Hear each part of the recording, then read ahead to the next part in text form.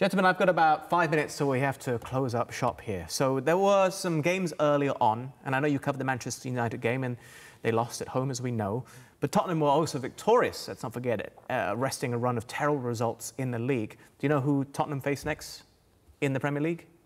Gary? At this time of the morning, no. Manchester United. They are now separated by 2 points in the league table. They are 13th and 14th position.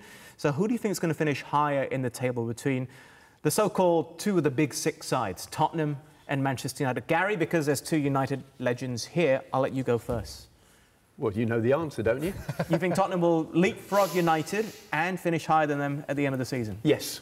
OK. Any reason why?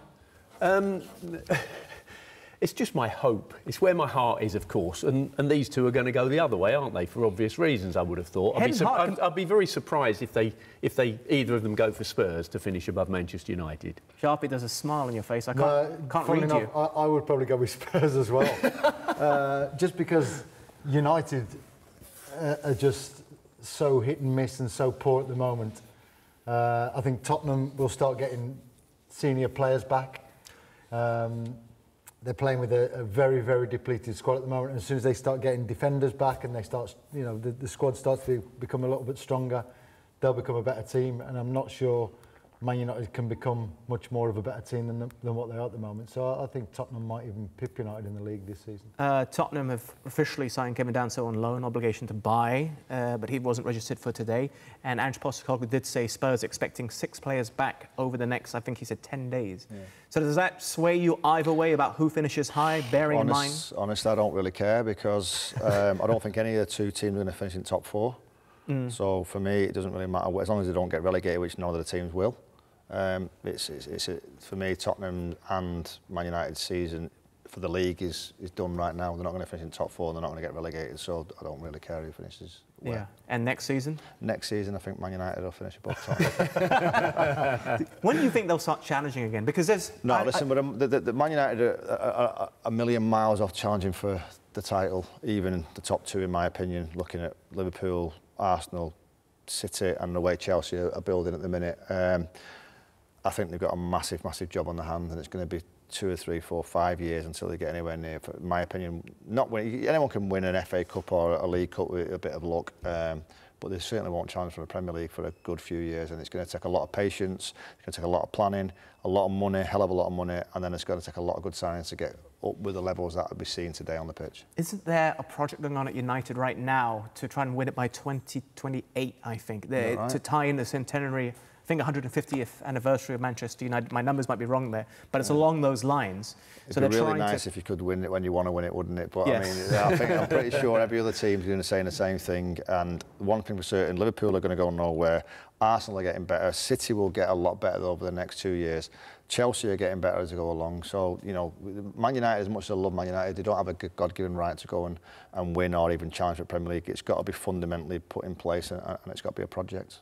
What do you want to see happen this summer, at least? What are the foundations that need to be laid out now in order for United to become a competitive team in the league again over the next few years? I think to build a project, for me, it's got to start at the bottom, and it's got to know what it is, what they want to do, and it's got to be a combination of what the club's historical background and philosophy is, and it's got to be the manager's philosophy. It's got to come together, and if that comes together, then it's a starting point, and then you've got to go recruitment, and find out the players that you're going to have to get. And then you can challenge, but even then it's going to take time for new players to bed in. So anyone who thinks that we're going to go next season and going to go and get 10 players and we're going to be challenging, it's not going to happen. You have to have a project, you've got to have a plan, and it's going to take time. How aligned do you think the manager is with what the club wants, though? Well, I know they just brought him in, but is the club wants to win. The club wants to win, and I think mega rich owners don't have much patience. You can see that in all football clubs. Rich, mega wealthy business people do not have much patience, and football is about a patient game. When Sharpie and the lads won it in '94, that didn't just happen. That took like 5, 6, 7, 8, 9 years to plan. Got Ferguson in, got the recruitment right, got the players in, even didn't win it then, didn't win it again, and they won it in '94, and then we had all our time of winning. But that took so much planning and so much patience. You know, nowadays, if Sir Alex went without, or any manager goes without winning something for 4 or 5 years, he's sacked. So I don't know where Man United's going to end up. I'd wish they're going to go and win it in the next 3 or 4 years, but I really can't see it. Do you like the fact that they're bringing in youngsters, though? They've just signed one youngster. Yeah, but it's all right signing young players, but you have to have... Everyone talks about our group. Our group would never have happened if it weren't for them lads that were in the team. You have to have proper men and proper football and professional footballers that are good, that are in the club to look after these young players. Man United are bringing young players in with no top professionals to look after them, and that's my biggest thing. They have to go and spend money, whatever it costs, and buy in 4 or 5 top, real, professional, proper players, men, and then these young boys can come in and link onto them. But at the minute, who's telling the young players what to do and how to behave and what to do on a football pitch and a training pitch? What about Maguire? Bruno Fernandes is the captain. Bruno is not a captain that I would have on a football pitch. I mean, Harry's a really top player, a great lad, but I don't think he's that leader that we used to have in our changing rooms. And that's my own concern. I'm just being honest with that. I just don't think there's a fundamental base of top experienced pros within the club that can look after young players that they're going to come in and going to buy. So it starts in the dressing room. Above everything else, it's where it starts, because there's a players. It starts in the core of players that are in there to look after the football club, and at the minute they don't have that.